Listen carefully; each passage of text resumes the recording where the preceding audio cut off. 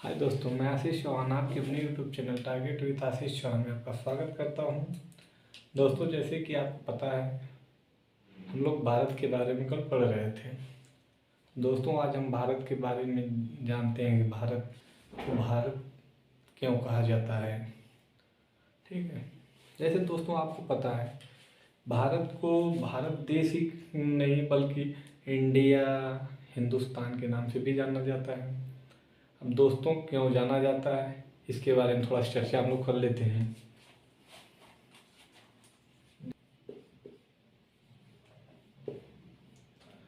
देश को भारत क्यों कहते हैं, क्यों कहते हैं, ये क्वेश्चन बनता है। भारत देश को भारत क्यों कहते हैं, और नाम तो था। तो दोस्तों, जैसा कि आपको पता है, वैदिक काल में वैदिक काल में भारत कबीले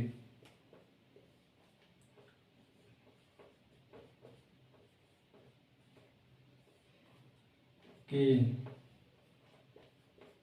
नाम पर भारत पड़ा। क्यों पड़ा? वैदिक काल में भरत कबीले के नाम पर ही भारत पड़ा था। दोस्तों, अब इसके बाद देखें आगे, एक शब्द आता है हिंदुस्तान। क्या शब्द आता है? हिंदुस्तान। भारत को और नाम किस नाम से जानते हैं? हिंदुस्तान।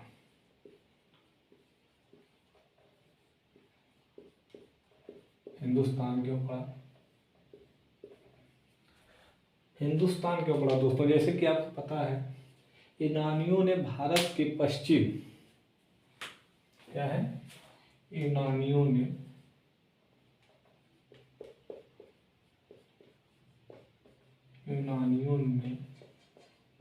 भारत के पश्चिम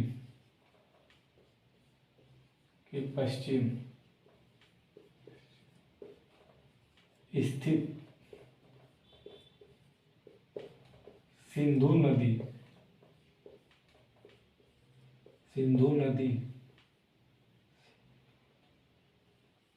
नदी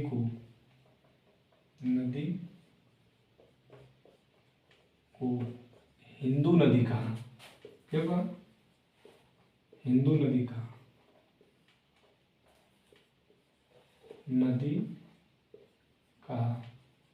तथा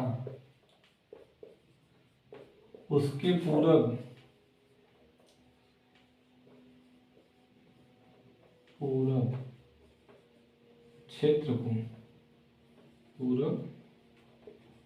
क्षेत्र को हिंदुस्तान कहा।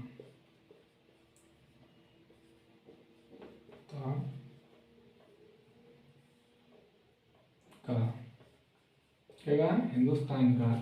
अगर आप देखेंगे कि हिंदुस्तान नाम क्यों पड़ा, तो आप सीधे सीधे कह सकते हैं कि यूनानियों ने भारत के पश्चिम स्थित सिंधु नदी को हिंदू नदी कहा तथा उसके पूरब स्थित क्षेत्र को क्या कहा? हिंदुस्तान कहा। क्षेत्र क्या होता है? हिंदुस्तान का क्षेत्र। दोस्तों, जैसे कि यह देश है, इधर जैसे है आपका नदी है, या नदी के पूरब क्षेत्र को हिंदुस्तान कहते हैं, और इधर जो है इस सिंधु नदी बह रही है। अब दोस्तों, एक नाम और मिलता है, इंडिया। कौन सा नाम मिलता है दोस्तों? इंडिया। कौन नाम मिलता है? इंडिया। इंडिया क्यों कहा जाता है भारत को? यह भी बहुत महत्वपूर्ण है। यूनानियों ने सिंधु नदी को, क्या दोस्तों, यूनानियों ने, और यूनानियों ने ने सिंधु नदी को इंडस, क्या कहते हैं, इंडोस, सॉरी इंडोस, इंडोस क्या कहा, इंडोस तथा रोमियो ने, रोमवासियों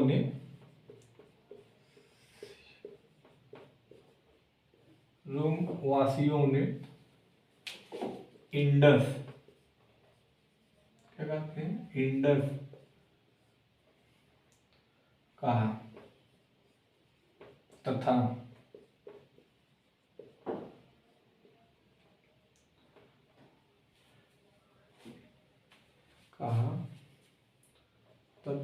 इसके नाम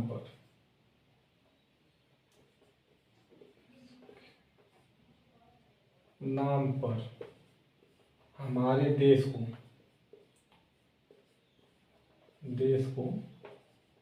क्या कहते हैं, हमारे देश का नाम इंडिया पड़ा, इंडिया पड़ा। अगर देखा जाए इंडिया क्यों कहा जाता है, यूनानियों ने सिंधु नदी को इंडोस तथा रोमवासियों ने इंडस कहा तथा इसके वजह से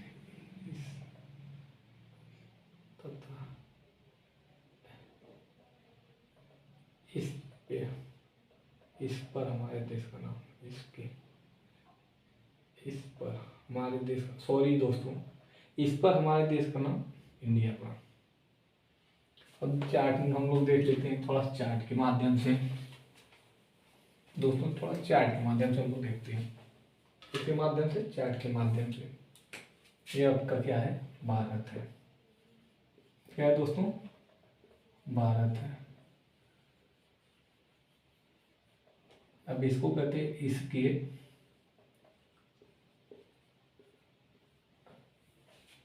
इसको अनेक नाम से जाना जाता है, कि अनेक नाम से जाना जाता है।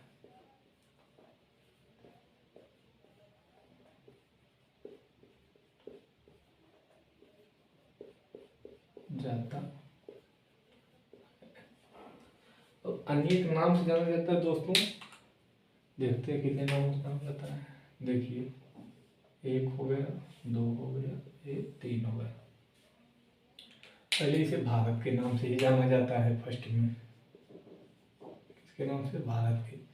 दूसरा हिंदुस्तान के नाम से जाना जाता है। और तीसरा क्यों जाना जाता है दोस्तों, इंडिया के नाम से, इंडिया के नाम से जाना जाता है।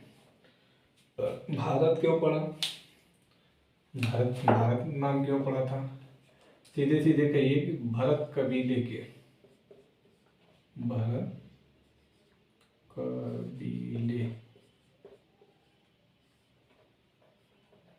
में रहने वाले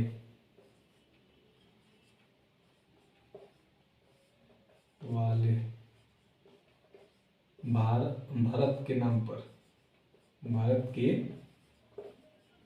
नाम पर क्या पड़ा, क्या भारत पड़ा। हिंदुस्तान नाम क्यों पड़ा, ईरानियों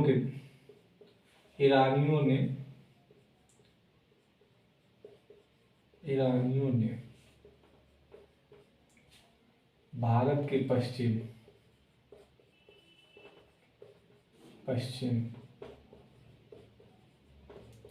स्थित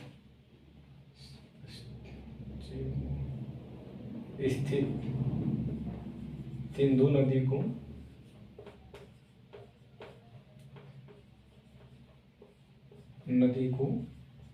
हिंदू कहा,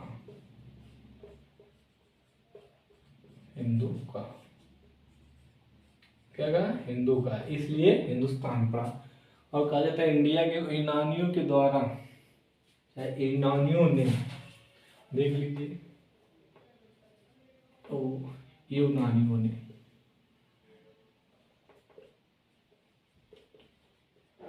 तथा रोमवासियों ने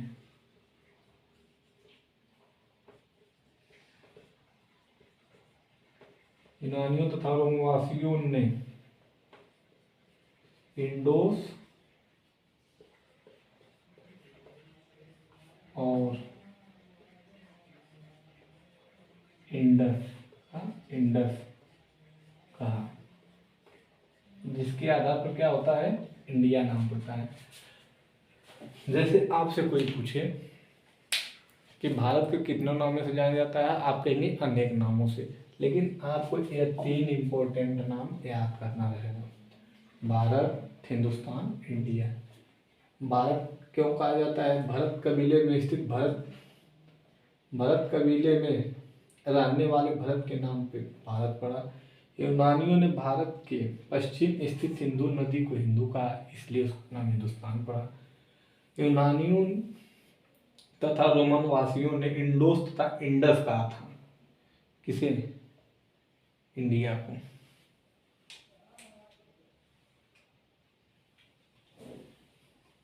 अब हम लोग क्या पढ़ते हैं, आगे देखते हैं। अब आगे हम लोग क्या देखते हैं, भारत के बारे में देखते हैं दोस्तों थोड़ा। भारत स्थित कहाँ है, कहाँ स्थित है दोस्तों, उसे थोड़ा देख ले। एक क्या है दोस्तों, एक ग्लोब है। क्या है दोस्तों, ग्लोब है।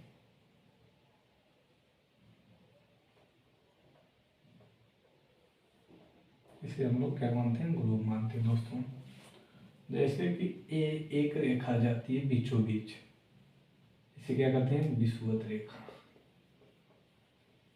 क्या कहते हैं दोस्तों, विषुवत रेखा। विषुवत रेखा के या 0 अंश रेखा भी कहा जाता है। क्या कहा जाता है, 0 अंश रेखा भी कहा जाता है। ये क्या है, ये आपका ग्लोब है, गोलार्ध। क्या कहते हैं, ग्लोब को हिंदी में क्या कहते हैं, गोलार्ध है। ये क्या है, गोलार्ध है। अब इसको 2 भागों में बांट दिया जाता है। कितने भागों में दोस्तों बांटा जाता है, 2 भागों में। अब ऊपर वाले हिस्सा जो होता है यह उत्तरी गोलार्ध होता है। क्या होता है, उत्तरी गोलार्ध।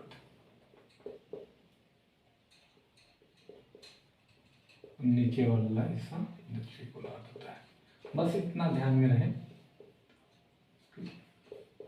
गोलार्ध होता है।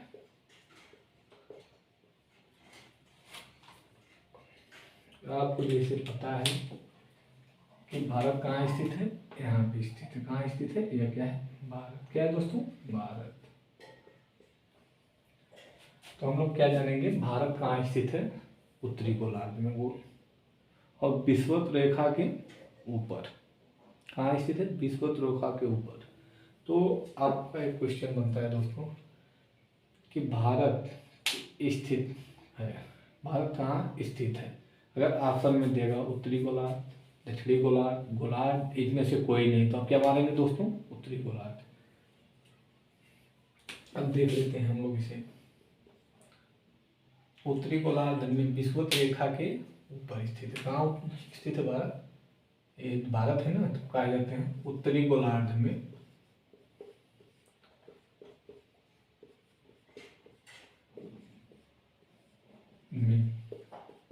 विषुवत रेखा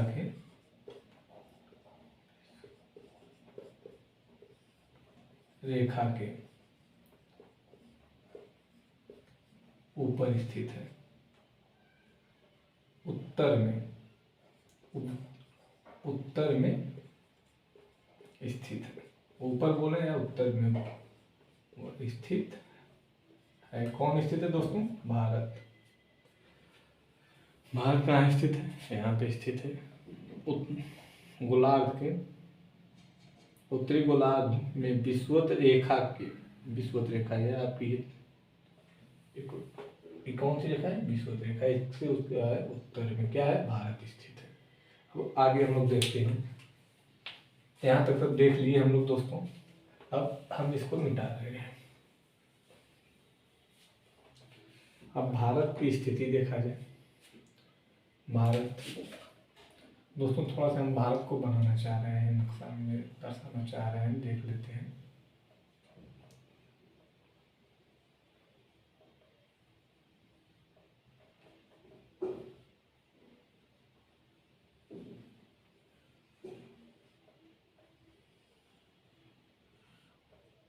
एक मिनट दोस्तों,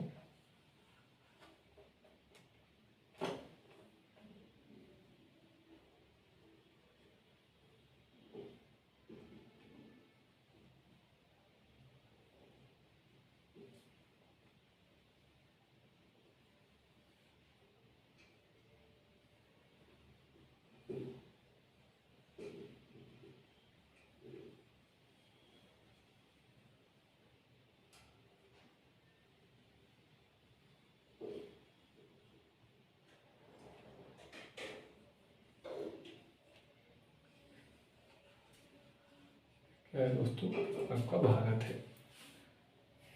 क्या है दोस्तों, भारत है। अब कहा जाता है कि लिख देते हैं एक में भारत है। अब भारत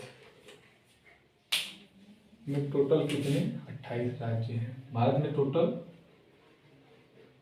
कुल राज्य कितने हैं, 28 हैं। केंद्र शासित प्रदेश, शासित प्रदेश कितना है, 8 है। कितना है दोस्तों, 8 है। भारत में कितने कुल 28 राज्य तथा 8 केंद्र शासित प्रदेश है। अब भारत के बारे में हम जानना चाहते हैं कि भारत में कितनी जनसंख्या है, भारत का टोटल क्षेत्रफल क्या है, इसके बारे में हम लोग देखते हैं।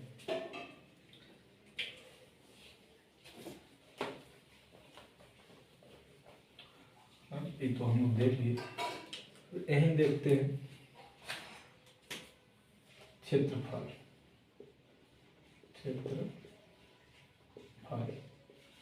अब इसका क्षेत्रफल कितना है दोस्तों, 32,87,263 वर्ग किलोमीटर। क्षेत्रफल कितना है, 32,87,263 वर्ग किलोमीटर। ये क्या है, भारत का पूरा क्षेत्रफल है। पूरा क्षेत्रफल दोस्तों भारत का इतना है। तो पूछा जाएगा अगर पूरा क्षेत्रफल है तो विश्व में इसका स्थान चौथा है। अगर विश्व में पूछा जाए, विश्व में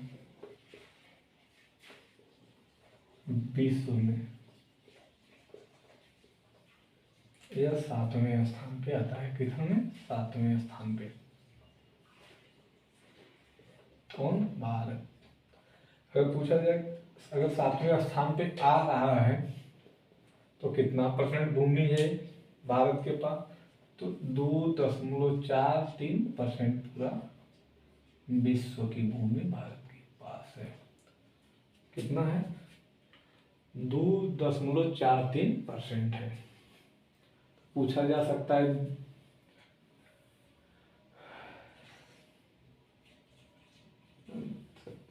2.34% है।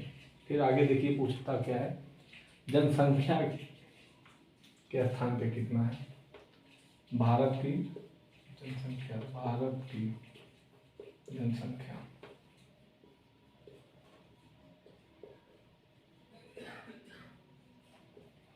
कितना है दोस्तों, 12,57,665।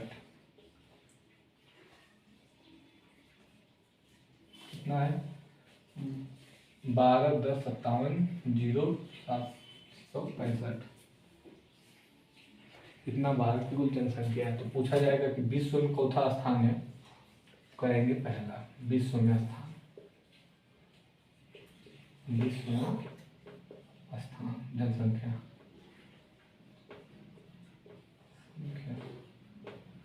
पूछ दिया जाए विश्व में तो कह देंगे पहला। चौथा स्थान है भारत का, पहला फर्स्ट। अगर आपसे पूछे भारत का टोटल क्षेत्रफल 32,87,263 वर्ग किलोमीटर है। 20 में 7वें स्थान पे आता है। विश्व की 2.43% भूमि इसके पास है। और भारत की जनसंख्या 12,57,0763 है। और विश्व में कितना है? फर्स्ट स्थान पे। कितना? फर्स्ट स्थान पे।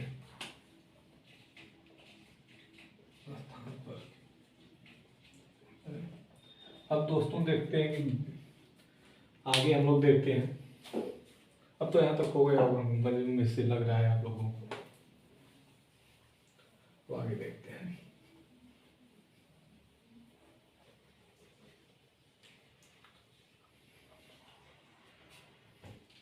विश्व का 17%, विश्व का 17% पशुधन किसके पास है? भारत के पास। पशुधन भारत के पास है।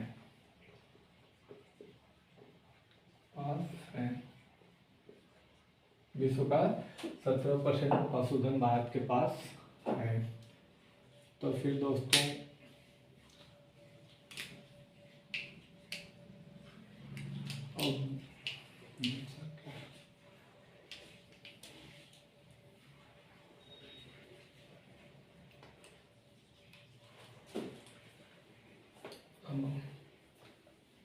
अब तो यह हो गया विश्व के बारे में जानकारी हो गई दोस्तों। अब देखते हैं हम अपने भारत के बारे में। कुल कितने राज्य हैं? तो कितने दोस्तों राज्य हैं? राज्य 28 है। केंद्र शासित प्रदेश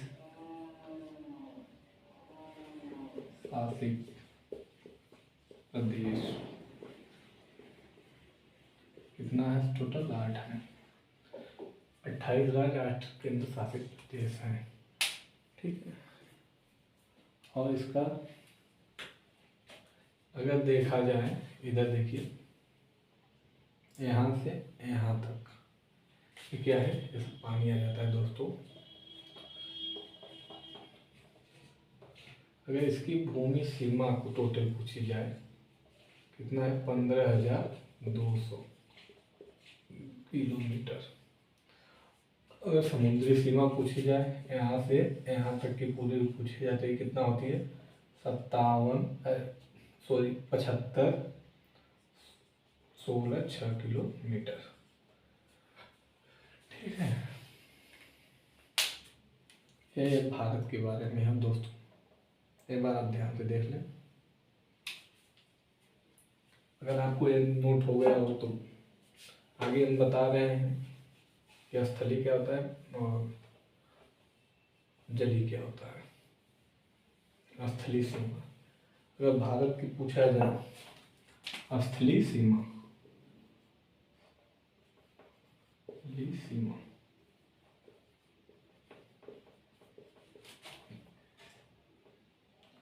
कुल स्थलीय सीमा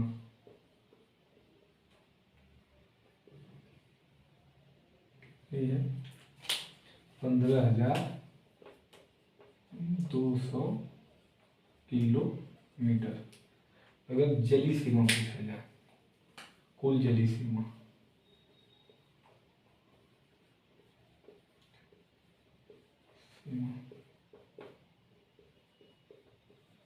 कितना है उसको देखते हैं। 75,16,6 किलोमीटर। जलीय सीमा दोस्तों यही होता है आपका, ये जो भाग जल में डूबा होता है इसको क्या कहते हैं? जलीय।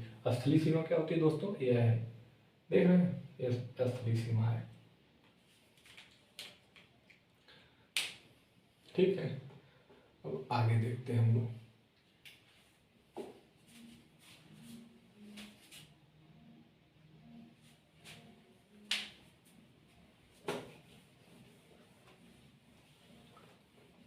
आगे देखते हैं दोस्तों हम लोग।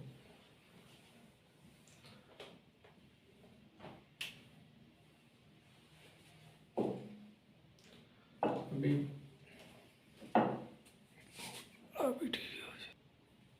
अब देखते हैं भारत की लंबाई उत्तर से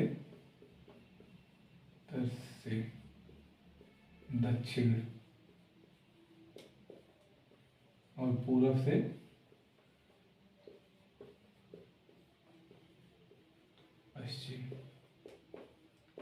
पश्चिम।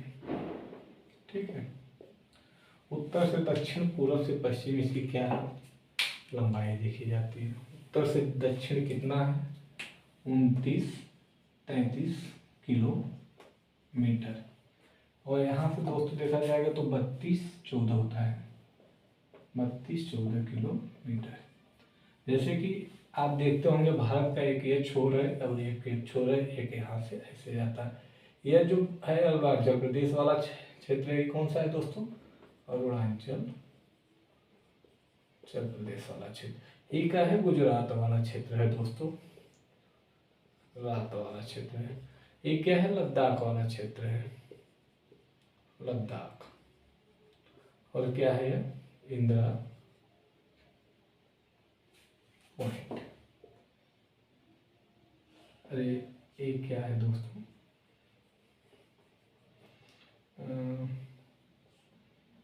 तमिलनाडु वाला क्षेत्र है। ठीक है, लद्दाख वाला क्षेत्र अगर यहाँ से यहाँ तक देखी जाए पूरा, तो ये कितना है, उत्तर से दक्षिण वाली लंबाई यही है 32-14 किलोमीटर। और इसको देखा जाए तो ये क्या है, 29-33 किलोमीटर। समझ रहे हैं आपको कौन सा भाग बता रहे हैं, जो दक्षिण से तमिलनाडु ऊपरी छोर से नीचे की तरफ, और इधर बाएं से लेके दाएं की तरफ की पूरी लंबाई बताई गई है। नोट तो हो जाता होगा दोस्तों, जहाँ तक उम्मीद है। बाकी आगे हम लोग देखते हैं।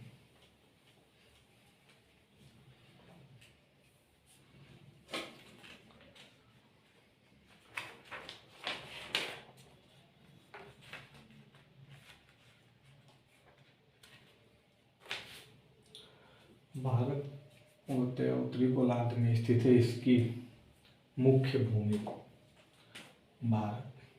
नोट कर लीजिए, एक नोट कर लिख लीजिए, भारत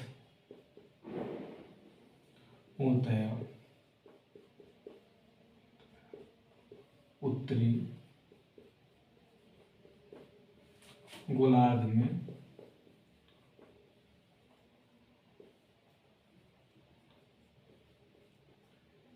स्थित है,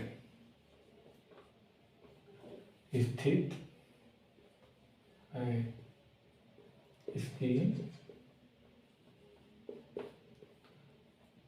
मुख्य भूमि, क्या दोस्तों, मुख्य भूमि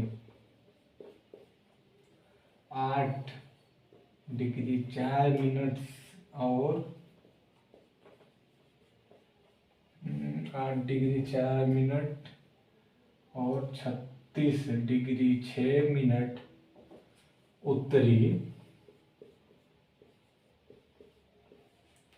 अक्षांश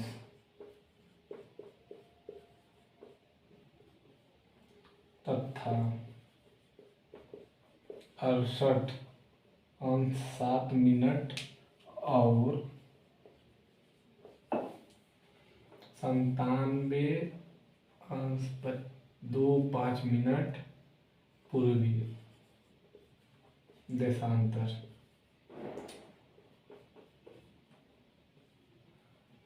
में के मध्य फैली